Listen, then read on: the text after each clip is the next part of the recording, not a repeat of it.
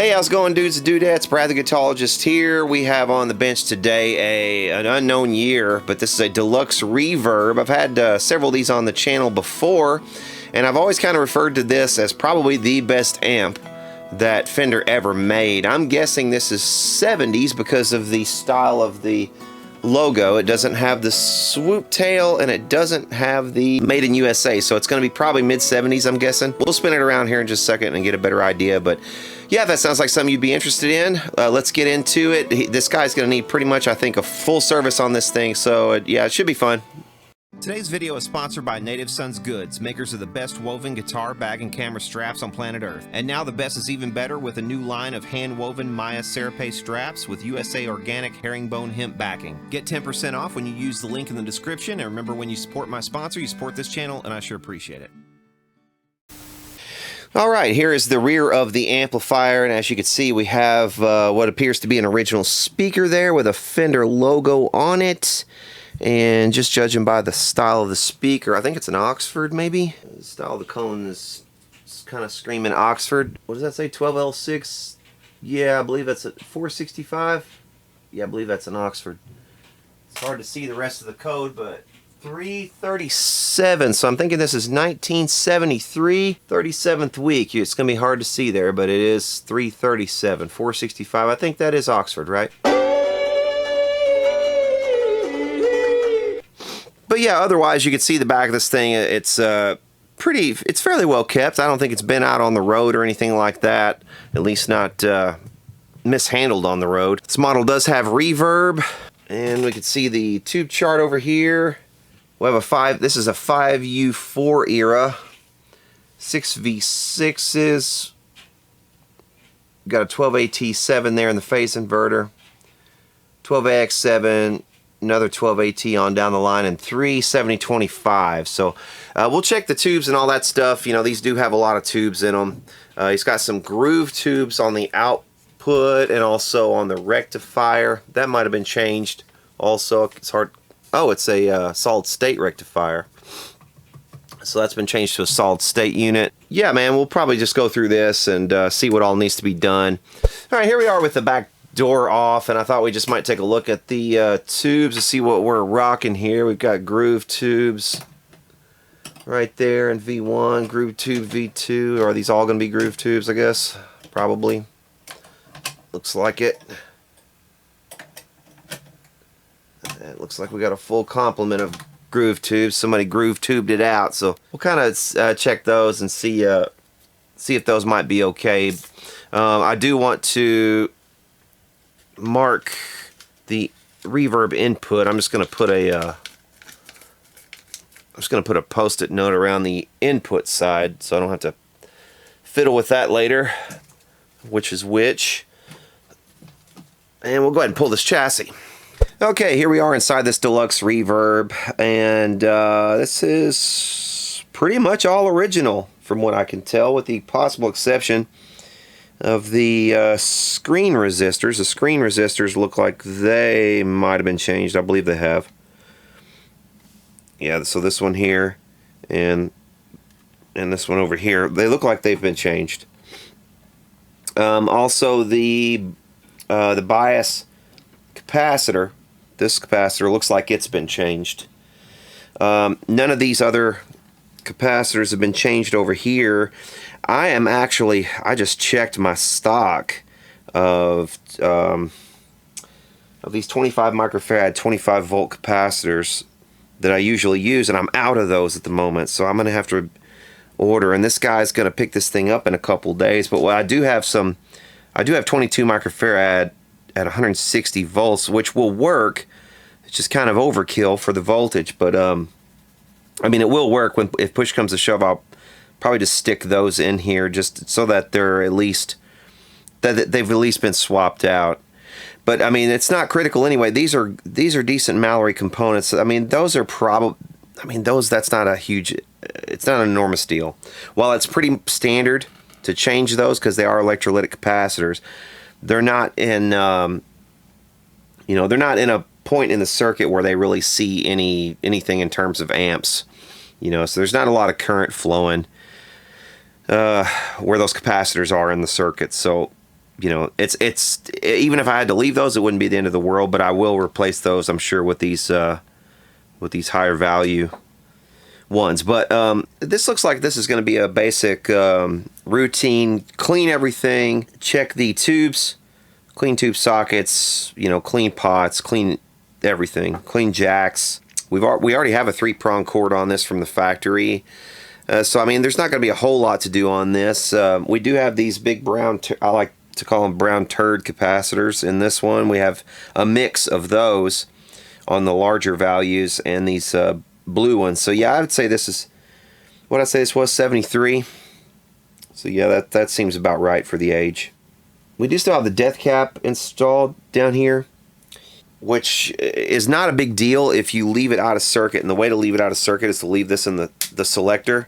If you leave that in the middle, then that cap is out of circuit anyway, so it will never be an issue.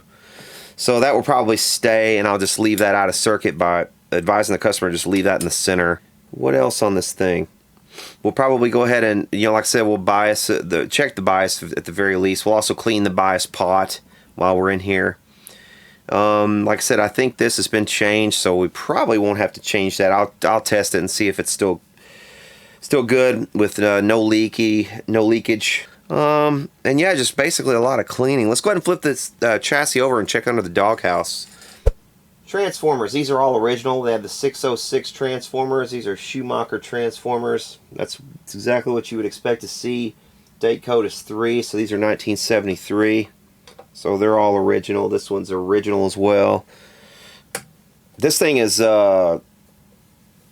practically untouched. Like I said, with the possible exception of three components, it looks pretty much untouched.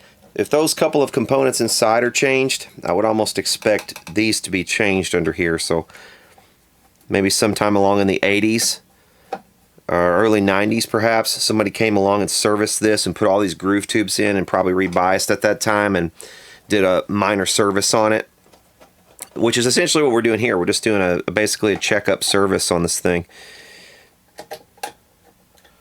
No, these are the original caps. So what's going on here? Looks like somebody in the past has probably had trouble with that too, because it's just not, that screw's not wanting to come out of there. So I think what I'll do is let's put a little upward pressure on it.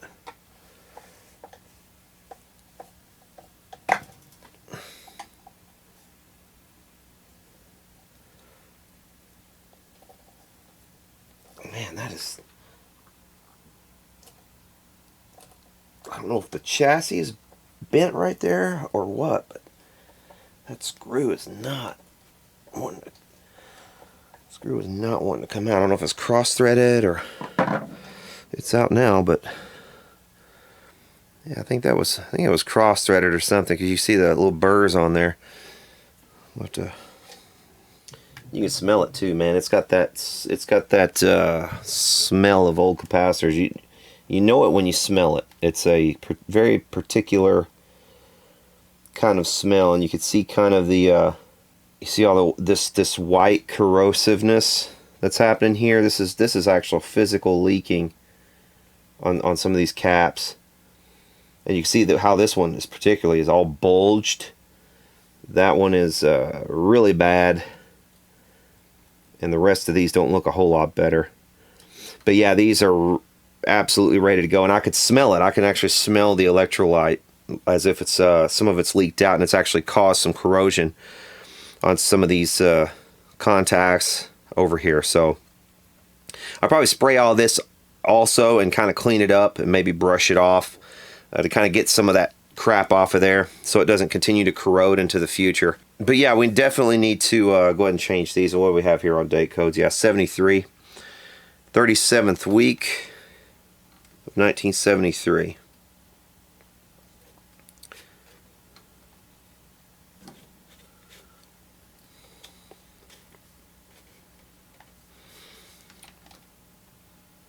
So this will be priority number 1, then we'll flip it over and change the other electrolytic caps, and then we will probably plug this thing in, dial it up slowly on the variac, and kind of go from there. While I'm waiting for the soldering iron to kind of heat up there, I'll go ahead and clean these tube sockets. May as well. Okay, so this V1 is a 7025, which is what that calls for.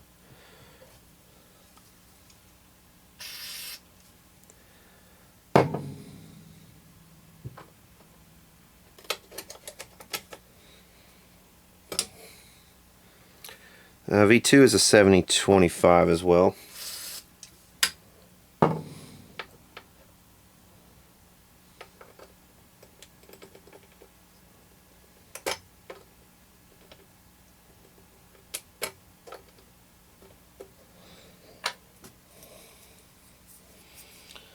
This thing has got a lot of dust and stuff on it, as if it, you know, it hasn't been fired up in a little while. So I believe this has been setting for probably a good long while. This is a 12AT7, which is what that position calls for.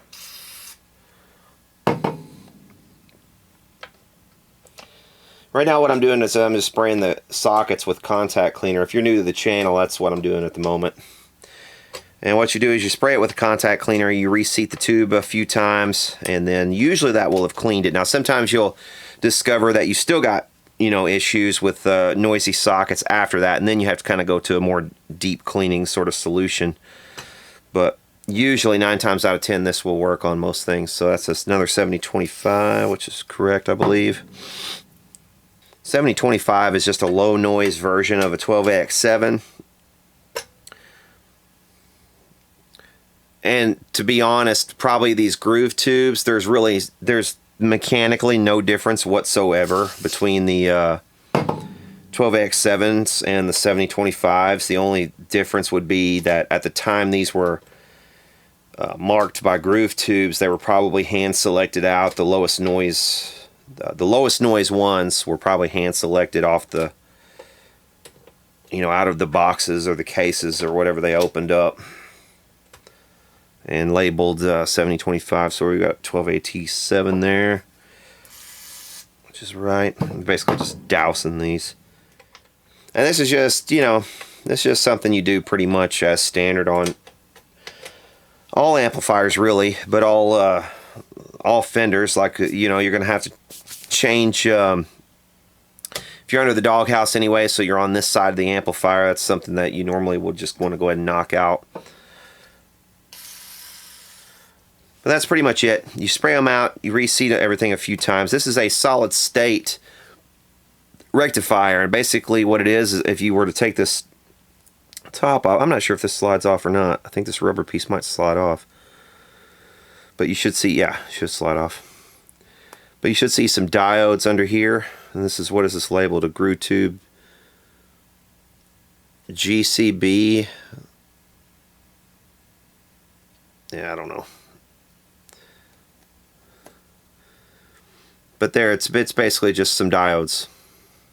The thing about solid state rectifiers, just solid state diodes like that, is that when you're just using those, you're going to have higher voltages throughout the amplifier. So that's going to have to be something that you account for. You can't just pop one of these things in and not expect to have to rebias the amp usually, because your voltages are going to be higher.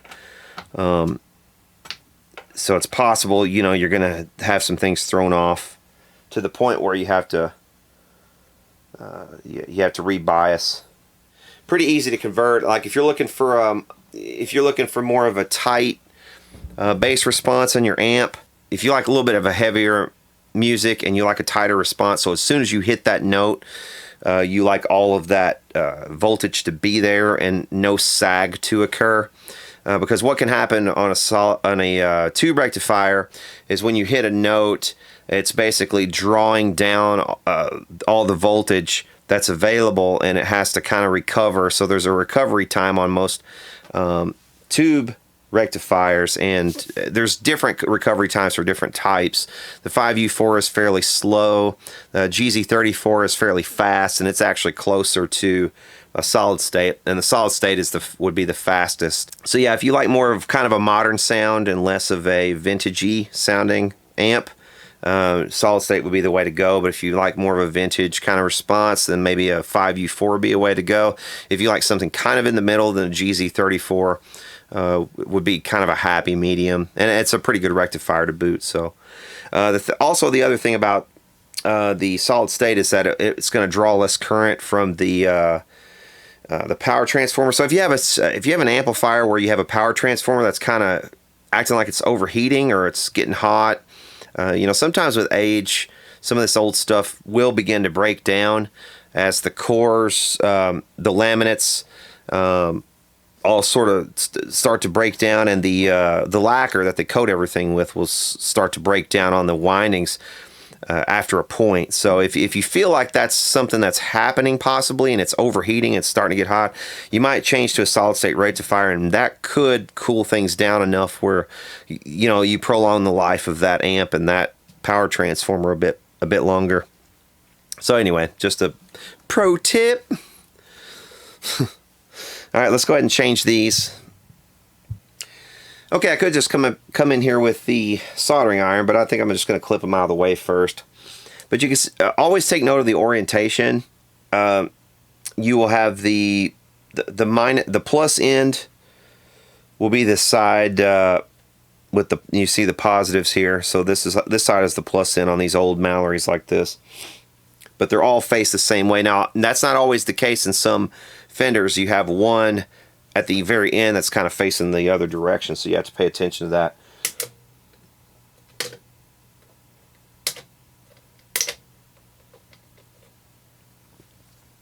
Now normally if you had an amplifier that you know, it's an unknown thing, and you just got it in to put on your bench, you would want to, you know, make sure that that the caps have been properly discharged. This has been setting for so long at this point, I have no doubt that it is. So that's why I didn't bother on this one. Now, you know, again, this is a do as I say, not as I do kind of a thing, because I wouldn't advise you to follow suit. But I've just been doing this so long, man, I'm not wasting my time. But you can see how this one, look at that. You see how this cap is bulged out at the end? Some of these are not like that. It would have been flat initially, but you can see all the stuff that's kind of come out, that's leaked out. That's the electrolyte is kind of leaked out of there, and you can see it's punctured its way through. You see there? So that is definitely a bad cap. We could probably even test some of these and see how bad they are. I'm guessing they're pretty darn bad. Look at even inside the doghouse here, you've got where that one exploded. But it literally did. It just exploded outward.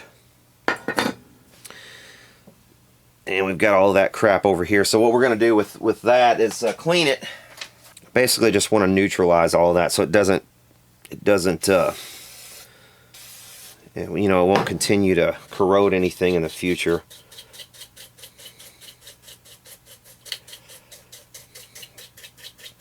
This is just an alcohol-based contact cleaner that I'm using here, and I'm just going to brush some of that stuff away.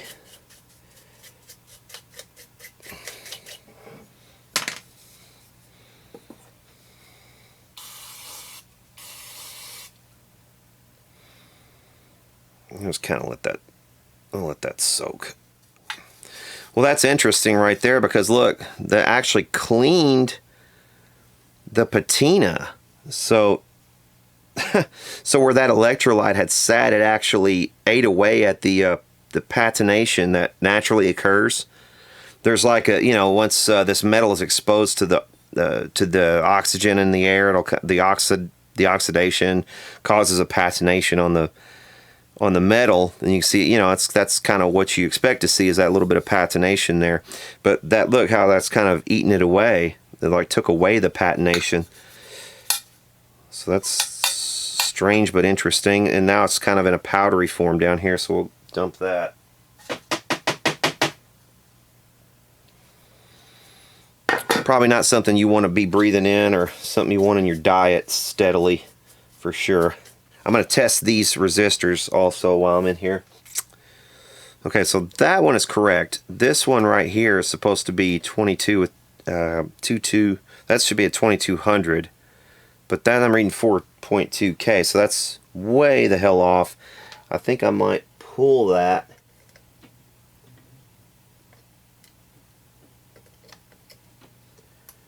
Won't hurt to yank that real quick. We'll just yank up one of the legs of that resistor and test it again. Yeah, that's way off. So we're going to replace that. Probably has something to do with the fact that, you know, we had one of those capacitors just completely below its top. The two things could be related.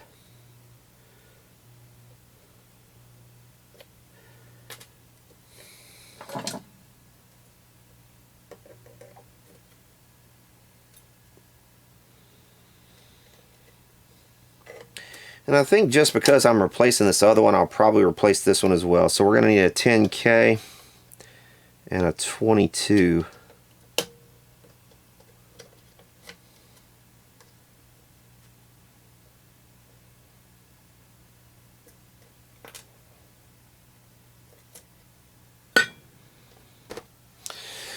So yeah, as I'm working on this, I think the Grammys was going on earlier tonight. I didn't watch the Grammys. I did hear about the tragic helicopter accident involving Kobe Bryant and his daughter. And I don't know who all else was in that accident, but my heart goes out to everybody. It's really, really sad, man. You hate to hear about stuff like that. Never watched much basketball. I watched basketball back when I was young. Michael Jordan was still playing. I watched a lot of basketball, I guess, when I was younger. I had a basketball goal in my driveway, and so I'd play basketball, shoot hoops with my friends and stuff, but never really got much into watching the NBA. But man, yeah, that's just really sad, dude. Am I out of 22s? I think I'm out of 22s. I do believe I am. I've got 1.5s and I've got 2.7s. So I'm going to go with a 2.7. That's close enough. It's not rocket science. On the power supply, it's just if you're in the ballpark, you're good to go. It's not going to be critical. I guess I'm going to have to order some parts. I'll have to we'll put those 22s on my order list, and also those those other 22 microfarad capacitors too. I'm out of those too. Okay, so there's our new resistors installed. Let's go ahead and get the capacitors in. Okay, I'm gonna put these. I'm gonna put 22 microfarad capacitors in here instead of 16. The originals are 16, and the reason is 22 is a much more common value these days, and the difference in capacitance is not. If anything, you might notice just a slight bit more bass in the amp, which isn't altogether a bad thing. So the bass response might be slightly increased, but other than that, you're not going to notice really much of a difference between a 16 and a 22 microfarad capacitor. And also, if you go to the 22s and you stick with 22s, it's just much easier in the future to find good. You'll find a lot more choices in 22 because it's more of a standard. It's more of a standard value these days than 16. Of course, you can get 16 still, but fewer manufacturers make the 16, so it'll tend to be less expensive if you go with and stick with 22s. I also like to go ahead and chop everything to this kind of the same length, so I like to, measure one out and then chop it, and then just chop all the rest of them by comparison to that one. It just speeds things up a little bit too.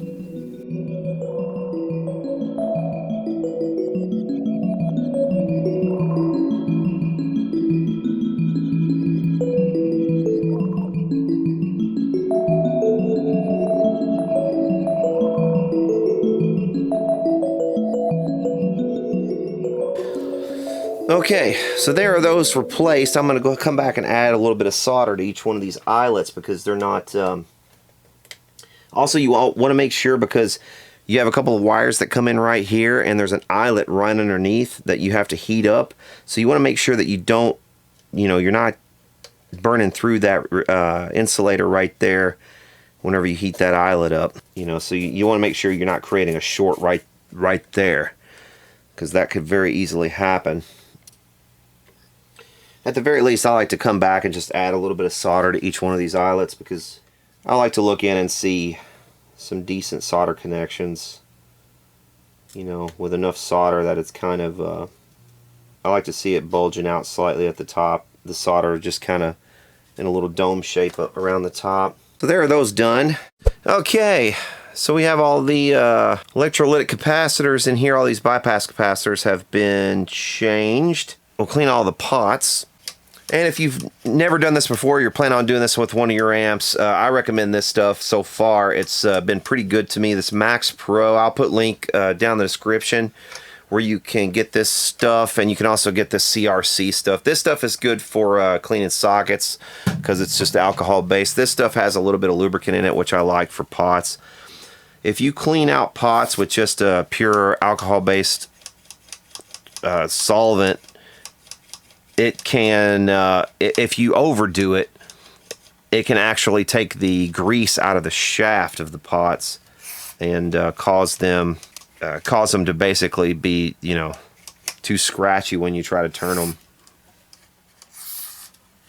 What I like about this stuff too is it's not nearly as expensive as deoxit, so you can kind of use it a little bit more liberally. I'll go ahead and clean this bias pot as well. And I'll just try to make note of where this is, and I can probably even just mark it. Just give it a slight little mark there.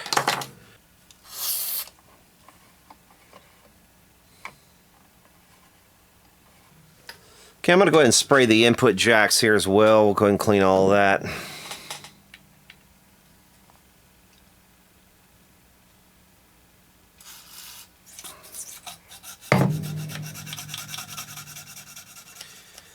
Okay, let's plug a speaker in and go ahead and fire this thing up and just kind of see where we are in the bias. Take some measurements and go from there.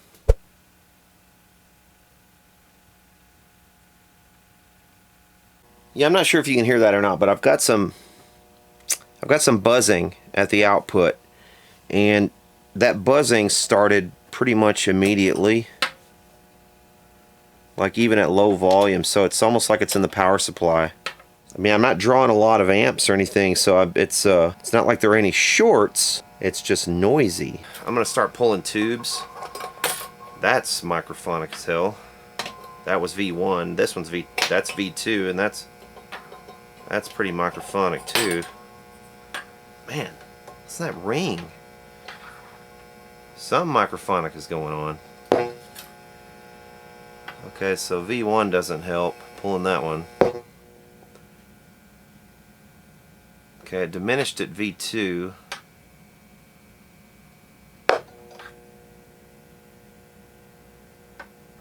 Still got the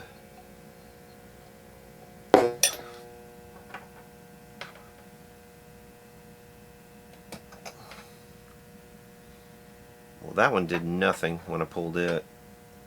I think it's in the output. I've pulled all the preamp tubes and we still got the noise. So it's either in the output or it's in the power supply. So let's throw in a pair of test output tubes and we can test that out. I think we're going to find it's probably in the power supply because it started pretty much immediately whenever I turned the amp on. Let's work on the idea first that it could be a power tube issue, and we'll kind of take it from there. Okay, so that was interesting. Something just happened there. Flip this over. Unfortunately, I did not get that part on camera. The most exciting part of the video, I didn't get it on camera. So I pull the power tubes and I start dialing up on the Variac just to see if it's gonna make the noise. I was only gonna dial it up about halfway or so.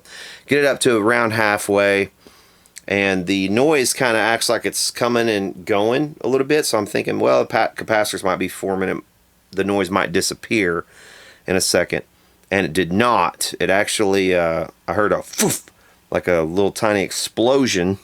And I believe I'm going to open this up and I'm going to find one of my brand new capacitors exploded. So we've got something else going on. A short, maybe. Something else is not right. But it's better that something go ahead and blow up than I sit here for, you know, half an hour or an hour chasing stuff around. I'd much rather that happen. Looks like maybe it was this one.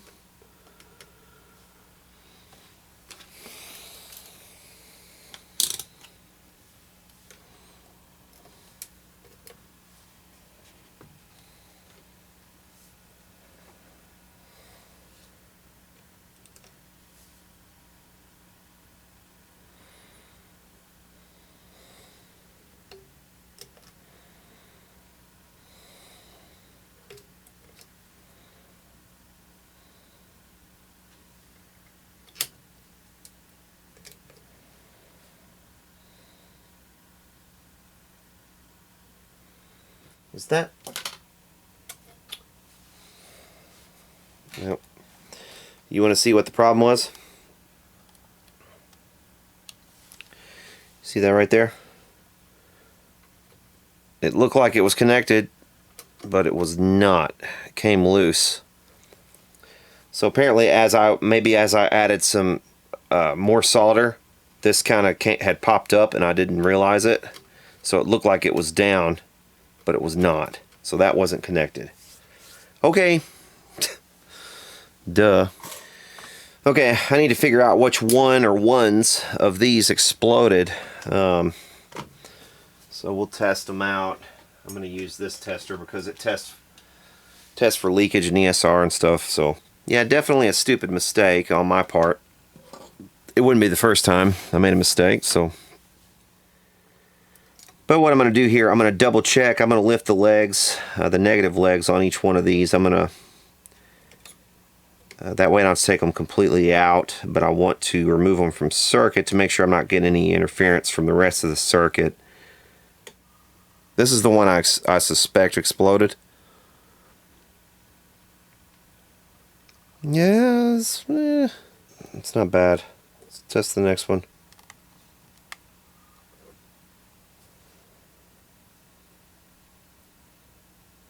So those first two are good. This is the third one. That one's good too.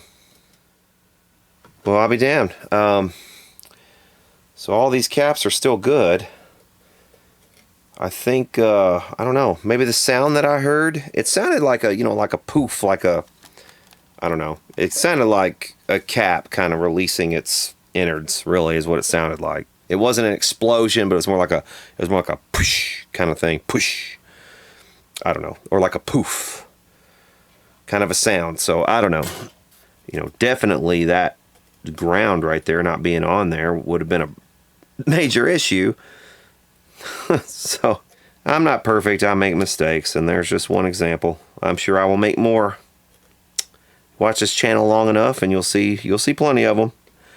Shit does happen, folks. I mean, it's not you know, the world's biggest super genius is still going to make mistakes. It's just the way it is. Human life is not perfect. The universe is not perfect. Anything that can happen eventually will happen. And that is yet another example of that right there. And basically what happened was, I think while I was adding a little bit more solder to these connections, that connection just popped out on me as I moved to the next one, and just didn't realize it, didn't see it. Okay, got all the tubes back in this thing. Yeah, I think I want to dial it up again. I'm just going to leave it on this side for a second. The noise is gone, so that's a good sign. I think that will have taken care of it. And the poof I heard, I tell you what probably happened. So that wire was dangling above there, and it might have just touched momentarily, like I was moving the thing around, and it touched momentarily. And, you know, all the capacitors probably just flooded at once. So I don't know. At any rate, I do think that this is probably going to solve it. I do have glow on both the power tube filaments. So that's good. Now I've got, you know, obviously I've got sound at the output, so we're good in that respect.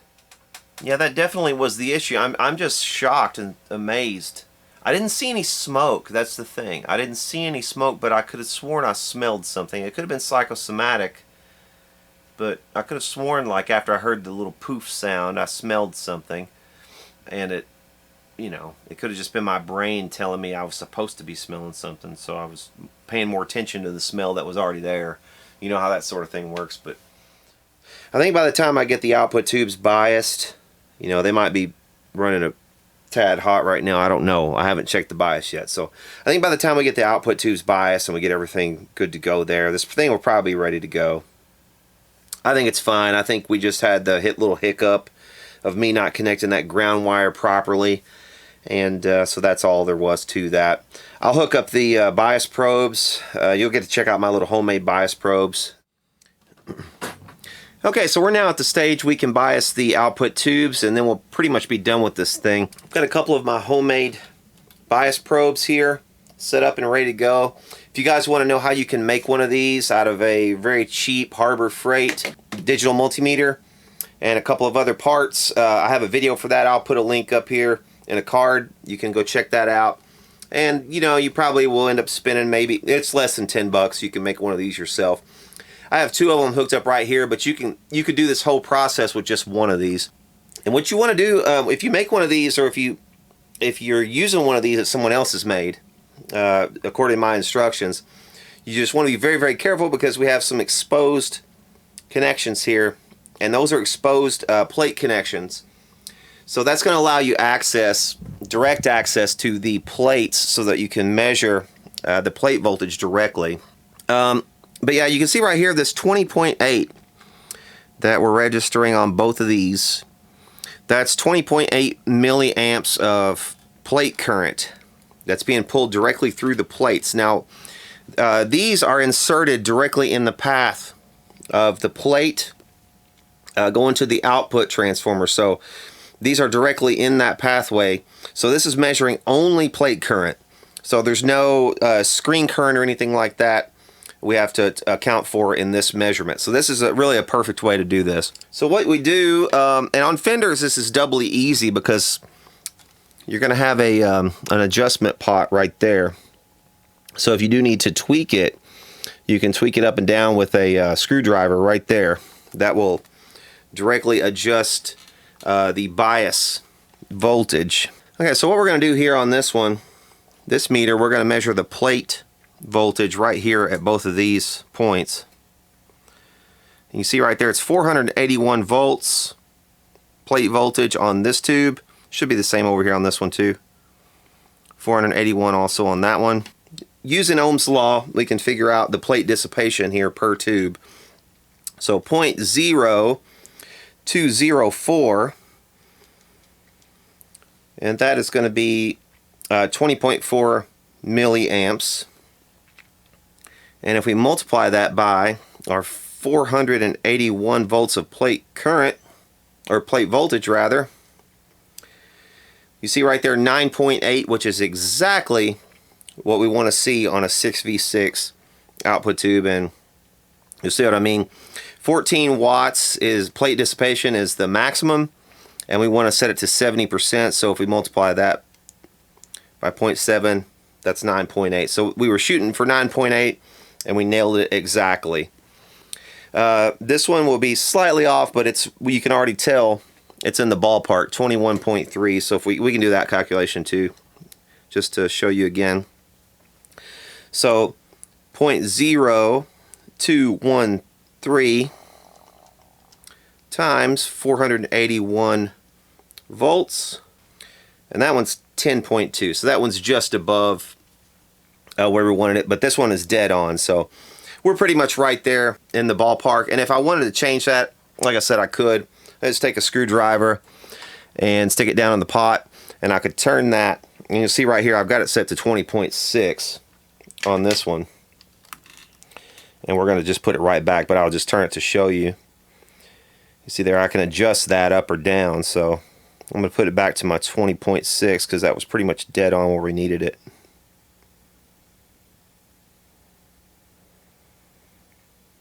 Yeah, right in there. Should be just fine. So yeah, that's how we set the bias using one of these homemade bias probes. And again, if you want to see how you can make one of these for yourself very cheaply, I will put a link up here, a card, and you can check that out. So yeah, we're pretty much ready to give this thing a test. So let's go ahead and do that.